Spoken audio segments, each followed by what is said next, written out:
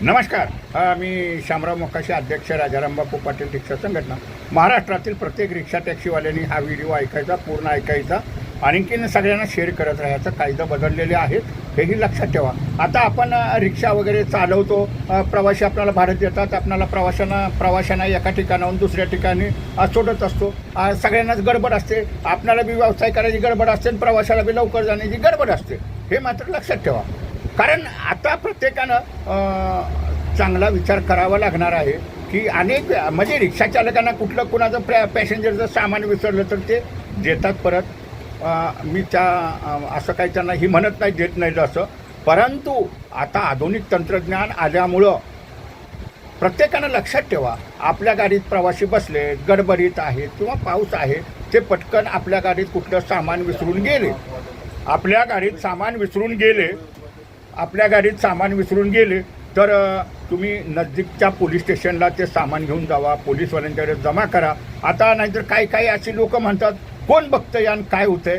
प्रत्येक ठिकाणी कॅमेरे लागलेले आहेत आणि प्रत्येक पोलीस स्टेशनसुद्धा कॅमेऱ्यानं जोडलेले आहेत. त्याच्यामुळं तुमचा गाडी नंबर वगैरे कुठून सुटले किंवा प्रवासी वगैरे गाडी नंबर माहिती नसला तरी त्या सामानाचं लोकेशन ट्रॅक होतं, गाडी पकडता येते.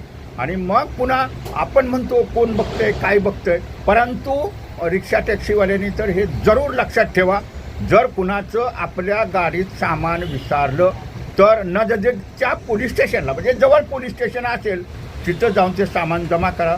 पोलीसवाल्यांना सांगा, मी इथनं भाडं घेतलं होतं, असे पॅसेंजर होते, ते इथं उतार देतील, हे माझ्याकडं सामान त्यांचं राहिलेलं आहे, हे जमा करून घ्या आणि मला पोलीस स्टेशनची कॉपी द्या. हे मात्र कुणीही विसरू नका. आणि कदाचित तुम्ही म्हणतीला माझं कोण काय करतंय, नेहलंच आहे एखादबार घरी तसं, आणि पुन्हा 4-6 दिवसानं 8 दिवसानं तुमचा धागा दोरा कॅमेऱ्याच्या माध्यमातून लागला तर पुन्हा आपल्यावरती गुन्हासुद्धा पडू शकतो. हे बी मात्र प्रत्येकानं लक्षात ठेवायला पाहिजे. म्हणजे जर एखाद्याची वस्तू नजर चुकीनं आपल्या गाडीत विसरली तर आपली ही जबाबदारी आहे, प्रवाशाचं सामान त्याला पोचलं पाहिजे. आणि त्यासाठी मग आपणाला जर ती व्यक्तीच आली नाही, जर तिथनं हे झालं तर आपण जवळच्या पोलीस स्टेशनला ते सामान जमा करा. पोलीसवाले तशी नोंद करतात आणि तशी तुम्हाला कॉपीही देतात. हे मात्र लक्षात ठेवा. रिक्षा टॅक्सी चालकांनी चुकी करू नका. आपल्या गाडीत जर कुणाचं सामान विचारलं तर नजदीकच्या पोलीस स्टेशनला जमा करा. धन्यवाद. हा व्हिडिओ शेअर करा. धन्यवाद.